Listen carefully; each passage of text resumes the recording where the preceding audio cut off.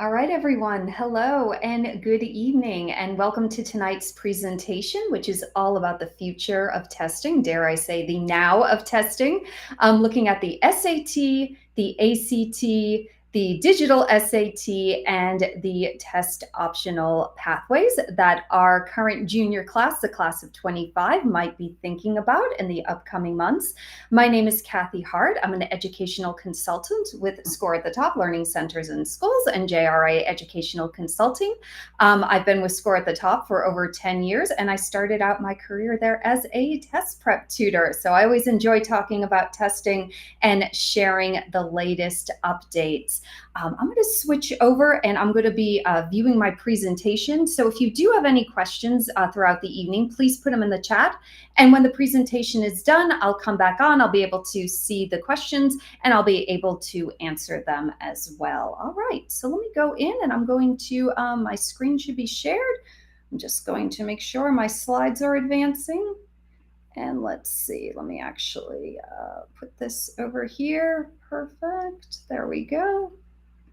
And let's see, I think we lost me, but we've got the presentation. So, all right.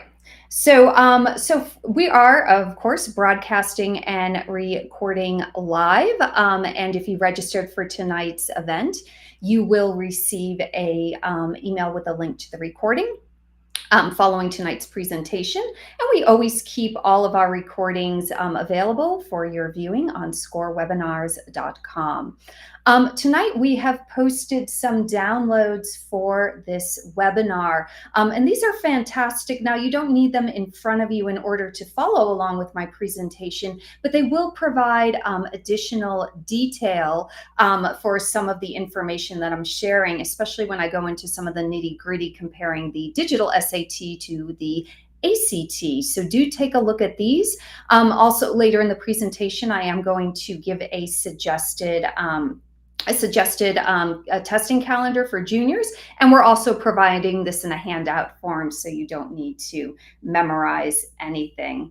So just getting started and looking at testing from a college admissions perspective, is testing still rounds out those top three academic credentials areas used in a college admissions application review. So that includes a rigorous curriculum and strong grades, followed by grades that have an upward trend. And then, should students choose to send them, solid SAT or ACT scores. And we're going to talk about test optional later in this evening. There is research out there that shows that SAT or ACT scores are a good predictor of first-year success in college. So there is value to those tests. Now let's briefly mention our friend, the paper-based SAT. So this version of the paper-based SAT has been around since 2016. I'll go over its format in a few minutes. And it's going to be going away early December. So the last administration of the paper-based SAT will be on the Saturday national testing date, early in December, and then there will be no more paper-based SAT. Now for juniors, sophomores, freshmen, and maybe even some 8th graders in tonight's audience who will be taking the PSAT coming up later in the fall, this test is going to be digital. So the PSAT is digital. The first digital SAT will be administered March 9th, 2024. That's the national testing date. Just to show you what the former PSAT looked like, paper-based, and then it will mimic its older brother, the SAT, digital SAT. We're going to look at that, structure. But the paper-based PSAT and SAT were broken into 4 sections: reading, writing, math, no calculator, math with calculator. And the SAT had a few more questions, and some of the sections were slightly longer than the PSAT. However, this is no more. So let's take a look at the digital SAT and what that might look like for you. So, of course, this is one of the biggest changes in SAT's history. You will be taking the PSAT or digital SAT on a computer or tablet. So that can be yours, a family member's friends, your school's issued Chromebook, or College Board has said for students who don't have access to personal technology that they will provide a computer, will loan a computer. And they do highly recommend students, if you need to borrow a device from the College Board, you need to register at least 30 days before the test, and you can find that information on the College Board website. The test is going to be adaptive. I'm going to talk about what that means momentarily. It's still going to have that same familiar 1,600 point scale. So those two section scores, 200 to 800 for the combined reading writing, and 200 and 800 for the math. Calculator is now allowed for all math sections, which many students like. And in fact, the calculator is going to be built in to the app from which the students will be taking the test. And certainly students can still bring their own calculators.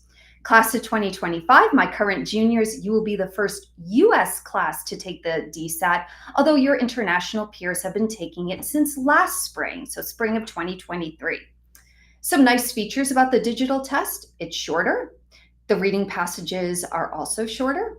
Questions are a lot more straightforward. There are fewer questions and, in fact, more time per question when compared to the ACT. Now let's look at how the test is going to be adaptive. So there are going to be two sections on the test, on the dSAT, the DPSAT. You'll start with a reading and writing and then have a math. Each section is divided into two modules. There is module 1, then module 2 for reading and writing. You have your break, and then math module 1 followed by math module 2. Now, it is adaptive by section. So what does that mean? So unlike, that's probably one of the many questions that I've been hearing from families, is they're wondering, is this going to be done question by question? You know, if I get an easy question wrong, I'm going to be fed to another easy question. If I get a hard question right, I'm going to see the next question is going to be really hard. No, it's actually going to be adaptive by section. So for your module 1, for reading, writing, and for math, you're going to see a broad mix of easy, medium, and difficult questions. And then, depending on your performance, how many you answered correct in that first module, you're then going to receive either an easier module 2 or a harder module 2. Then your score will be the overall of your performance from modules 1 and 2, and that's going to give you your section score, what we call a section score of 200 to 800. Added up, that'll be that 400 to 1,600 familiar SAT score. Another thing that students have expressed, some concerns to us is, well, what about this adaptive section? Let's say I finish module 1 and I'm starting module 2 and it looks too easy. Oh no, I can't, maximize my scores. Don't worry about it. This is something that is really out of your control. And as you're preparing to take your digital SAT, you're going to be learning how to do, all types of questions, whether easy, medium, or difficult. So you're doing your best on the day of the actual test. So certainly don't worry about it. Don't overthink it. Just do your best, regardless of which module you think you may have received. Now let's look at the breakdown of the questions and the time. So the reading and writing, the first module will be 32 minutes with 27 questions. Then you're going to have a short pause. It's just going to be a matter of seconds. It's not a break. And then you will get your second module, which will be the adaptive one, so an easier one or a harder one, but it's going to be the same length of time and the same number of questions. You get a nice 10-minute stretch break. Then you move on to the math section, so same format. 35 minutes for 22 questions, a quick pause. And then your second module will be same number of minutes and same number of questions. And just to be aware that you'll receive 2 pretest questions in each module that are not scored. So these are usually the questions that College Board is testing out for future SAT and PSATs. And you really won't know what those questions are. So again, just like with the adaptive section, don't second guess it. Just do your best on all questions. And on the previous paper-based versions of the test, and this was true for SAT and for the ACT, many times students would get, the 5th section, and they would know, oh yeah, that's the experimental one, so I don't have to worry about it. Now, those questions are embedded amongst the questions that count towards that score. So again, do your best and don't overthink it. Now, another interesting and really remarkable change to the SAT and the PSAT is the person sitting next to you is not going to have the same test. So if I'm sitting here and I'm looking over my shoulder and I want to, check out what my friend answered for number 2, I can't see that. We are going to have a completely different type of test. Now, College Board tells us that each module will have the same types of questions, variety of questions, level of difficulty questions, but my number 1 is going to look different from your number 1, for instance. So that's another way that College Board, another feature that is helping College Board to enhance the security of the test. Now, where am I going to take this test? So right now you can download, you can go to College Board and download the Blue Book app, and that's where you will have access to practice tests and also where you will take your actual PSAT or SAT, the digital versions, when it comes time to take those. So it's definitely a great time to prepare. It's always a good time to learn the technology, learn some of the cool features. There are, highlighting tools. There is going to be a built-in calculator. There are going to be, elimination tools. There's some really neat stuff on there. So definitely familiarize yourself with that app now. There are several practice tests, including ones for the PSAT on there, and College Board tells us that more will be added, and you can see the results of your practice. As I just mentioned, you are going to use this exact same app to take the test.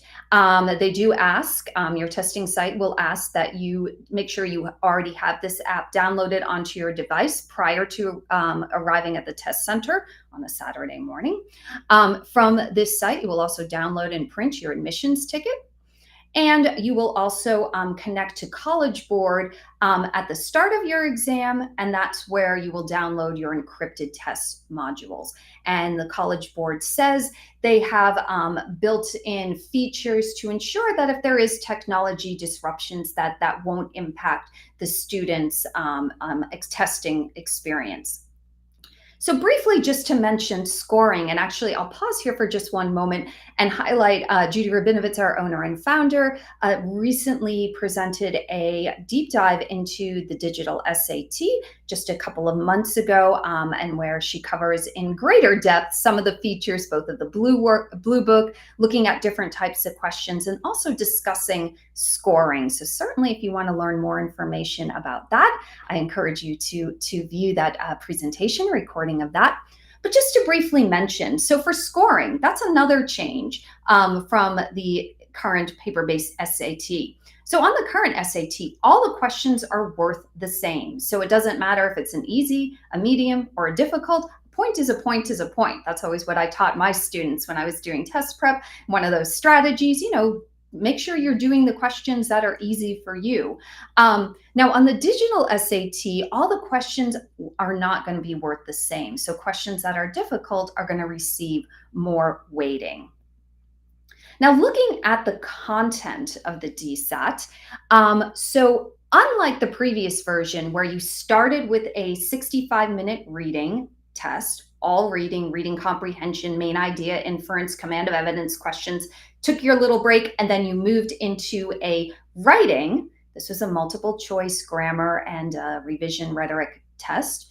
Now on the digital SAT, those reading and writing questions are going to be mixed in each module. So you could read a short passage and answer a reading comprehension, main idea, find the central claim question. You could read another short passage and then be asking to edit a sentence to find the correct word.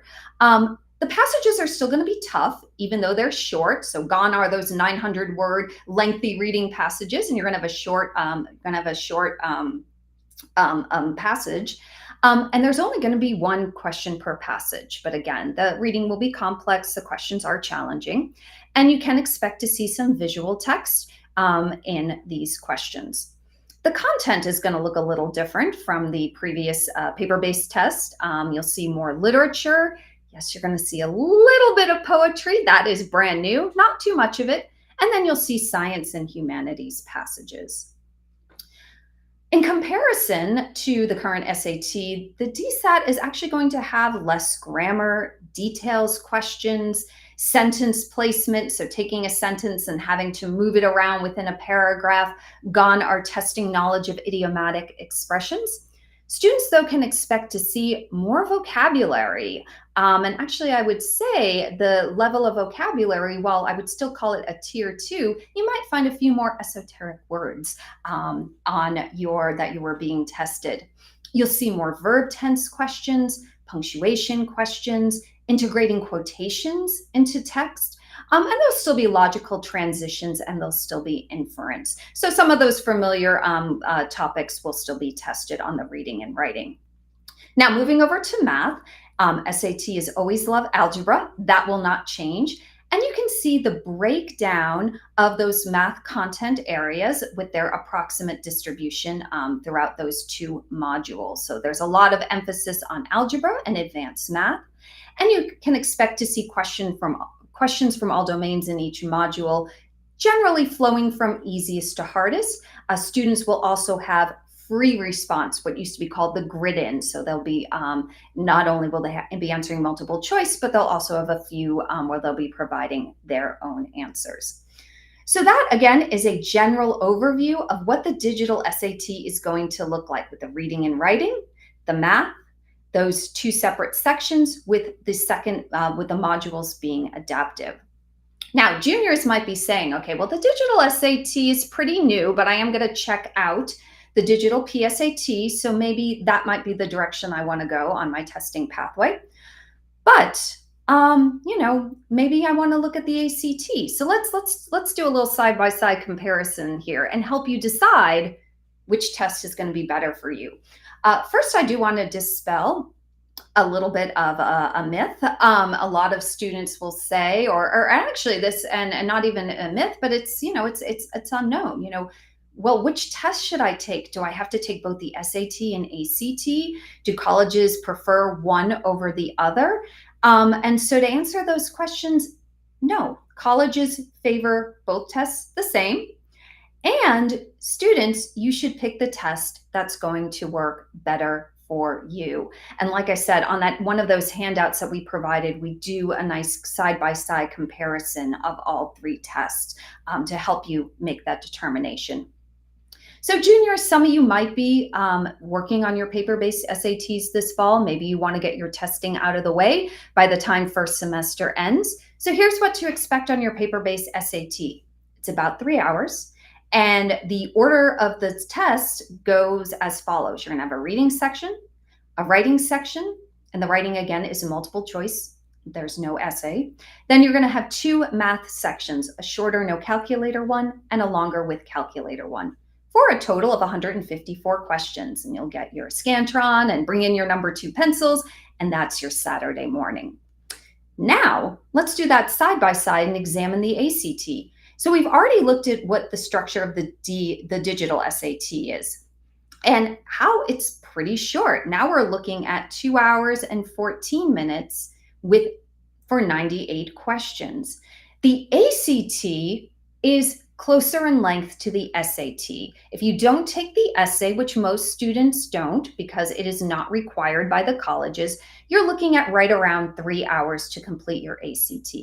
And it's always in the following order. It's all multiple choice, no math grid-ins. It's always going to start with a writing section. So that's your grammar. It's called English, followed by a math section, followed by a reading section, and then concluding with a science section for a total of 215 questions.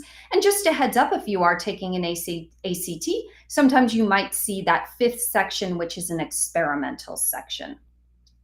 Again, the dSAT, one of its advantages, it's a much shorter test, and on average, you have about 30 more seconds per question than you do on the ACT. In fact, I always said when I was working with students and preparing for the ACT, I always said it's a race against the clock. The questions are pretty straightforward, pretty direct, but it is a constant battle against that clock. Now, a couple other things to note as we look at the two tests. For the SAT, because with the new digital format, there will no longer be any test returns. At least that's what College Board is saying. So in previous years, students could request a copy of their test in certain test sitting dates, and then they could get a copy of that test along with their answers and the correct answers. And that was a really good study tool to help them prepare for future tests. Now, the ACT will still do that.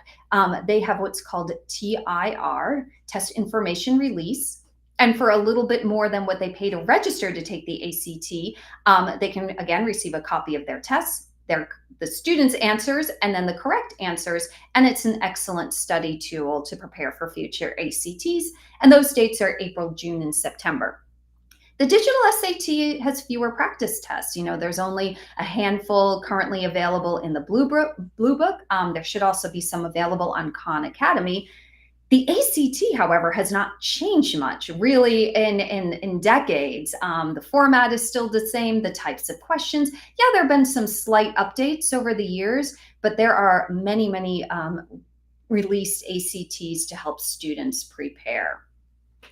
All right, let's do a side-by-side comparison of the reading structure. Now, I already went over what the digital SAT is going to look like. Again, 2 modules with the reading and writing combined, short passages, one question per passage, with those experimental questions woven in. The ACT reading is a dedicated reading test. You have 35 minutes for 40 questions, and those 40 questions are divided among 4 reading passages. You'll see 3 regular passage, so single author, and then you'll see 2 paired passages, so 2 passages about the same topic, and usually those types of questions are typically compare and contrast. Each passage is followed by several questions. Generally, it's divided 10, 10, 10. And the passages are pretty long, at about 700 to 900 words per passage. And it's a very quick test. So if you're going to do all 3 reading passages and answer all questions, you have just under 9 minutes per passage. So again, it's very much a race against the clock. Looking at the writing, again, dSAT, you're going to have your writing tests woven into the reading. On the ACT, you're actually going to start with your writing test, what's called the English test. It's 45 minutes for 75 questions, and it's passage-based. So you're going to have 5 passages. Basically, you're reading like an essay or like a school paper. And as you read, you are making corrections, whether it's to punctuation, to verb tenses, to transitions. Every so often, you'll be asked to replace a sentence, but not as frequently as on the paper-based SAT. And you're just going to note here, again, just noting how much, how much shorter the digital SAT is. You're going to have 64 minutes for all reading and writing for both those modules versus 80 minutes, which is going to be the total time you'll be spending on the reading and the English tests or sections of the ACT. Looking at the types of reading material you might be tested on, digital SAT will have literature, humanities, some social sciences, some science. Don't forget that poetry as well too. And that's going to be in any random order. And typically students aren't necessarily paying attention to the genre of what they're reading on this test. The ACT is very predictable. The passages are always going to appear in this order: prose fiction, social science, humanities, and natural science. And because those reading passages are always in the same order, students usually can develop a pretty good strategy. Okay, like the social science is my least favorite, so I'm going to tackle the fiction, humanities, and natural science first, and then I'll leave social science for the end. So the ACT is nice because it's more predictable in content. The only thing that can vary from test to test tends to be that double passage. It can be one of those genres. They're going to be testing similar grammar concepts on the writing in English question types, looking at punctuation, structure, rhetoric, with the SAT being relatively, actually a lot more direct now. Although the ACT isn't too bad. I always tell students, brush up on your commas and semicolons and practice that way. All right, so looking at the math, again, for the digital SAT, you've got those 2 modules with 22 questions each, so 44 questions total, with about 32 to 34 multiple choice questions and 10 to 12 grid-ins, those experimental questions woven in. What's really nice about the digital SAT, and this is true of the existing one, is that math formulas are provided. So you have all those geometric formulas right in front of you. And now you also have a calculator for both modules. For the ACT, you have 60 multiple choice questions over 60 minutes. So here's some basic math. You got about 1 minute per question. And no math formulas are provided, which is kind of interesting because the ACT leans a little bit more on geometry, comprising about 25% of its math questions. So definitely a good idea if you're prepping for the ACT, brush up on some of those math formulas. And you can use a calculator for all questions. Again, you can see here that in terms of content, both tests are going to incorporate similar types of math problems. Again, SAT, and this is true of SAT, algebra is king. So if you're a strong algebra student and you're trying to decide, should I go SAT, should I go ACT? Then, if you're a good algebra student, maybe the SAT is going to be your best test. Whereas with ACT, a little bit more heavy on the geometry. So that might be a better test for you if that is your strength. Talking about science. So the SAT does not have a science section, a separate science section, but you can expect to see science-related questions kind of woven throughout the test. So even you might get a reading passage that you're answering a main idea. You might get, there are these interesting student notes questions that might be kind of scientifically oriented. You might get a writing passage. You might get a math question.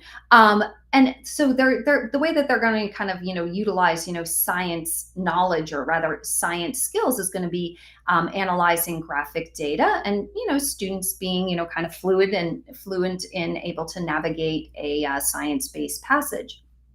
Now, the ACT has a separate science section, and this is sometimes what scares students off from taking the ACT, because they say, oh my goodness, I didn't realize I had to, remember my biology and my chemistry and my physics to take this test. You really don't. It's actually more of a reasoning test, more of a reading test. Remember that the SAT, both the current version, paper-based, and the digital version, will have will have students interpret charts, graphs, other visual text, both of them on reading and writing questions. The ACT, for the most part, will isolate them, with the exception of math, will isolate them in those science, in that science test. And students can expect to read content from biology, physics, chemistry, earth science, but they really don't have to bring too much prior knowledge into that part of the test. A lot of it is interpreting tables, graphs, and charts. So don't let that science section scare you off. Try it, and you might be, really good at it. All right. So juniors, now that you have received a good amount of information regarding our tests, paper-based, digital, and the current ACT, our paper-based ACT. And by the way, I should have mentioned that at the start. The ACT is paper-based. No changes are planned as of today, August 2023. So juniors, if you're thinking about getting started and you think that the ACT might be the best test for you, usually a good time to get started or to take your first test is going to be that first test in December. So for 2023, it's December 9th. And that's a really good comparison test, especially if you've just taken the digital PSAT. And that might even help you decide whether or not you want to take the, do you want to stick with the digital test and go on and take your digital SAT later in the spring, or if you want to stick with the ACT. You can see the remaining dates through July 2024. And those that are asterisked are the ones in which you can request a copy of the test, your answers, and the correct answers, and use that as a study guide for future tests. A nice thing about the ACT is those scores are released about 10 days after the test date. Now, SAT is going to be a little bit more nuanced if you're a junior. So, there could be some juniors in the audience that maybe because your math was pretty strong, you finished through Algebra 2 or another higher level math at the end of your sophomore year, and you might have felt prepared to take the SAT. And so you can still continue to take the paper-based SAT through December 2nd. So that'll be the last day in which it's administered. Definitely make sure you're prepping for it, and you could be all done with your college admission testing before you go on winter break. Now, most juniors we're hearing are, going to just wait, take that first digital SAT in the spring, usually at their high schools. We have the national, those Saturday testing dates up on the screen. And so juniors, if you're going to be preparing for the digital SAT, you certainly have plenty of time to prepare for the March, for the May. The May ones fall right before AP testing, so it comes right before. And then there's always one right at the end of the school year or right at the start of summer vacation for some of our students in the audience in June, so you can continue to test throughout the spring.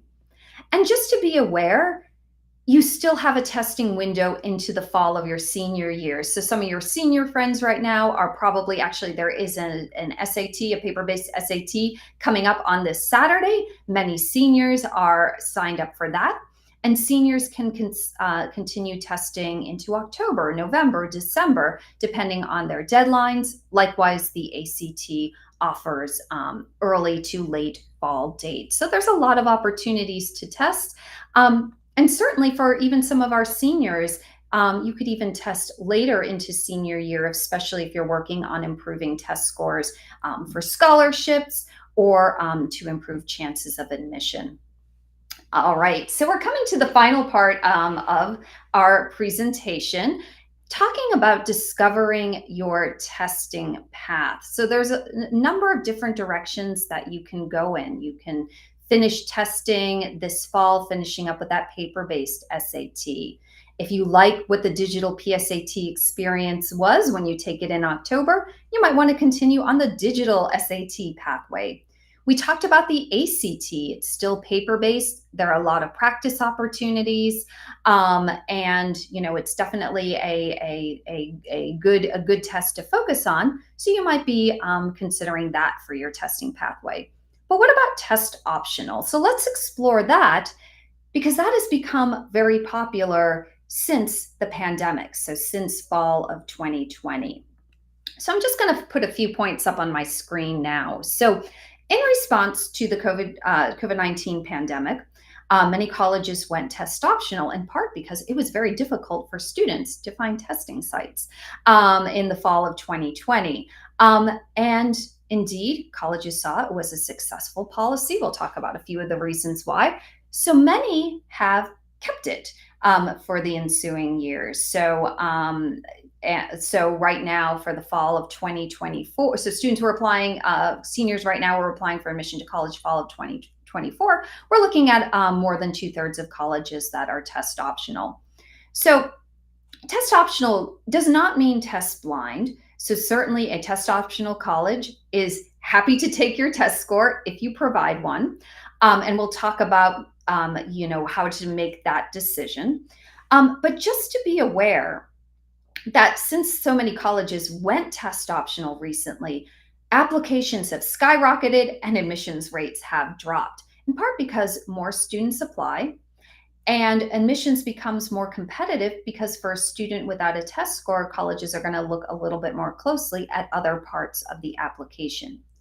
Ultimately, it falls on you, the student, to make that decision whether or not you are going to submit test scores. And just to be aware that for some colleges who have chosen to disclose the data, that in many instances, non-submitters are accepted at a lower rate than submitters. We don't know what the policies are going to be for this year's junior class. So when you're applying to colleges next fall, check out FairTestorg. It's a wonderful resource. They update daily all the colleges' test policies. And just to be aware, because we work with a lot of Florida students, that our Florida 12 state universities require test scores, and so does the popular Bright Futures Scholarship. And again, just to show you quickly, these are for some colleges. This is the most recent data from the 2022, and the admit rate difference between those submitting and those not. And just to point out here that Georgia Tech and University of Georgia, that's information from 2 years ago, because those schools have gone back to requiring testing.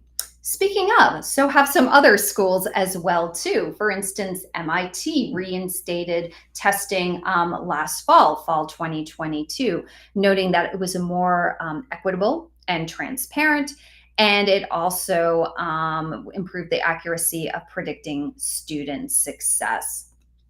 In a recent college admissions podcast, accepted the dean of admissions at Dartmouth, noted that that there might be some upcoming changes to testing policies for 2025. Now, students, because they're applying to colleges now, this current senior year class, those aren't going to change, but noting that there might be some upcoming changes, and also a telling piece of data. And this is something that if I'm sitting with a student and trying to help him or her research testing policies, is kind of looking at the data and seeing what percentage of students submitted test scores. And it's certainly compelling if I see a figure like, oh yeah, well, 90% of the applicants did submit test scores.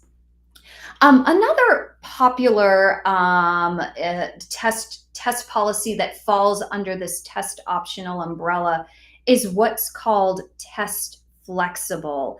And what test flexible means is that the college will set certain parameters when they may or may not want a test score. So this is from Auburn's admission FAQ.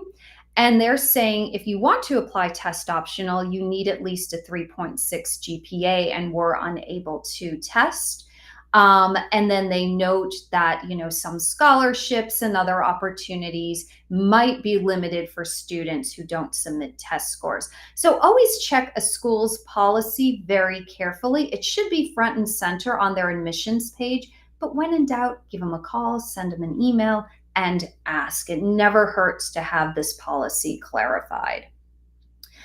Now, certainly you might be wondering, well, okay, well, my grades are phenomenal, so sure, I'm going to go test optional. That is, in fact, not true. You are going to need to have stronger parts of your college application. We'll look at those in order to have a strong test optional application. And just to keep in mind that students who are unlikely to benefit from test optional policies might be those students coming from well-resourced schools who have convenient opportunities to test. Students who are academically weaker, who maybe have some lower grades, but can demonstrate through a strong test score that they are ready, they're academically ready for first year of college, that testing can certainly help them. And then if there are other parts of the application that might be, less substantial, such as maybe fewer extracurriculars, these students might not benefit from test optional. Certainly students will benefit from test optional and certainly can get admitted to college without test scores. And students who might benefit from these policies are those students who already have a really strong application to begin with. And then, full pay students, students that might be coming from less resource background, and students who might have, overcome some significant hardships and are able to share those in their application. At the end of the day, of course, who really benefits are the colleges, because there are, applications skyrocketed. There are, in some instances, they jumped up, 100% from the previous year. Certainly, colleges are seeing increases in revenue, selectivity, ranking, and prestige. So So hopefully this convinced you that strong scores are certainly going to be a plus factor in the face of test optional. But if you are going to apply without scores, or you might be applying to some schools without scores, just be aware about those other components of your application that there will be more focus on. You can kind of picture like like a chair or a stool or a table, that if it's missing a leg, it's going to be a little wobbly and it's going to rely on those other legs to do some of the propping up there. So of course, that academic record is going to be important, not only stellar grades, but also rigor in the curriculum. Are you challenging yourself with the highest level of classes that your high school offers that makes sense for you? Also looking at those extracurricular commitments. Colleges aren't expecting you to have, 100 different extracurricular activities. They're really looking for depth, involvement, leadership, talent, passion within a choice few. Your essays are going to be important, so you'll definitely want to take the time to craft good essays. And securing letters of recommendation from one or two junior year teachers will also help round you out as a strong applicant. So just make sure that that application sparkles. Now, another question comes up is, how do I know if I should send my scores or not? I've been testing, I'm pretty happy with my scores, but I hear about test optional, but I would like to send my scores. Miss Kathy, help, what should I do? So you want to come down to looking at this key question, determining will your scores strengthen or weaken your application? So let's start with your scores. If they are at or above a college's median, you probably want to send them. They are going to strengthen your application. If your scores are below that, you don't want to distract from other stronger parts of your application, so you may not choose to submit. Now, there can be some exceptions in certain circumstances. For instance, if your overall SAT or ACT score is above your high school's average, it might be to your advantage to submit. So if you're not sure, sit down with your counselor, your school counselor, and go through your college list and determine what's going to be the better choice for you, sending or not. Of course, if you have high AP, IB, or ACE scores, do share those. You can always self-report those on your application, and you can certainly indicate to colleges, and there's a way to do this on your application, where you are going to be testing in the future, so a college knows that you're going to continue working on your test. So this is an example of what we call differentiated score reporting. And what I would do is I'll sit down and I'll look at that college's mid 50%. So let's say I have like a 1400 and I'm applying to Amherst and Appalachian State University. So my 1400 is definitely above Appalachian State's mid 50%. So I'm going to submit, but it's below Amherst's mid 50%. So I probably will go test optional. Now, if it's below the median, but in range, that'll be a maybe. Again, sit down with your college counselor and think about those different options. It might be that, if your test score is still higher than your high school's average, it might still be beneficial to submit. If you're looking at certain majors, if you're looking at certain scholarships, you may be required to submit. We'll look at other parts of your application and certainly see, will the test scores strengthen maybe another area that might not be quite as strong. But that's what we're seeing a lot of students doing, kind of determining submit, not submit, and sometimes students will even reach out to the colleges themselves to find out. All right, so as we're drawing to a close of tonight's presentation, certainly if you are thinking about getting started on your test prep journey, we would be honored if you would consider us for your test prep needs. We offer private, virtual, and small group workshops for test prep. And we're certainly available for other opportunities, including subject area tutoring, courses for credit. If there's an AP class on your radar that you can't fit into your schedule, give us a call. We should be able to offer that. And we also do college counseling in addition to our test prep. I am going to put in a plug for our upcoming college application and essay bootcamp. You can find out more information at scorebootcamp.com.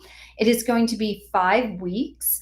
We're hosting it over at Suncoast High School, one of the schools here in northern Palm Beach County, but you don't need to be a Suncoast student to attend, and we're offering it in a hybrid format. So if you don't feel like leaving your living room on a Saturday afternoon, you can join us online. I'll be co-leading this with Barb Leventhal, a fellow IEC with SCORE at the top and JRA Educational Consulting. And we would really love to see you there. We really try to make it interactive and give students a lot of time to complete a substantial portion of the application. I mentioned earlier, we have a number of previously recorded webinars available at our SCORE webinar site. Tonight's will be posted there as well too. And as I mentioned earlier, if you really want to do a deep dive into the digital SAT, do a close examination, see sample questions, check out some of the Blue Book features, talk a little bit more about that, the new scoring, the adaptive measures. We have that webinar posted there as well too. And of course, we'd be delighted if you told your friends about us. And I am going to move back over so I can see your questions and say thank you very much. Let's see, let me go through here. Let's see. So if they score high in module 1, they get easy or hard questions in module 2. So I would say likely they're probably going to go to more difficult questions in module 2. So they might get fed to the difficult section, or excuse me, the harder section, which allows them to get a little bit of a higher score, not dramatically different. Here's another one: is the order Module 1, reading and writing, then Module 2, reading and writing? Yes, that is correct. So you're going to do, and I apologize if that wasn't clear. So you are going to start out with reading and writing first. You'll do Module 1. There'll be a short pause, just like a few seconds, and then you'll get Module 2, and that'll be reading and writing. Then you'll get a 10-minute break, and then you're going to do those two, you're going to do your math test broken into Module 1 and Module 2. So it's reading and writing all up together at once, break, and then your math, Module 1, Module 2. Are you sure you can bring your own calculator? Yes, that's what College Board says. Yes, it looks like that was already answered. Where is that recording about the presentation about this, the scoring? You can find that at scorewebinars.com, and that's where we keep all our previously recorded webinars. I don't see any more questions in the chat. Certainly, if you have any follow-up questions to tonight's webinar, you can reach me, and my email is heart@scoreatthetop.com, and you can reach me there, and I'll be happy to answer your questions. All right. Looks like we are all set, and you should be able to find, someone just asked a question about downloading the handouts. It should be right on SCORE webinar, and you should be able to see those handouts there, and you can download them. And again, just shoot me an email if you don't find them, and I'll be happy to connect at a later date. Oh, here's another good question. Is there a digital ACT or paper only? So right now it's only paper-based. Apparently, there are some places that do administer a digital form of the ACT, but it's the paper-based done on a computer, if that makes sense. It's not a complete revamping of how the SAT is, where they, if you look at a paper-based SAT, or if your student took a paper-based PSAT recently and you go through the format of the test, the digital is going to look very, very different. You know, same content being asked, but the format a little different. All right, so with that, I'm going to say thank you so very much for attending. And it was so nice meeting you all online. And I will look forward to seeing you at another presentation soon. All right, have a good evening, everyone.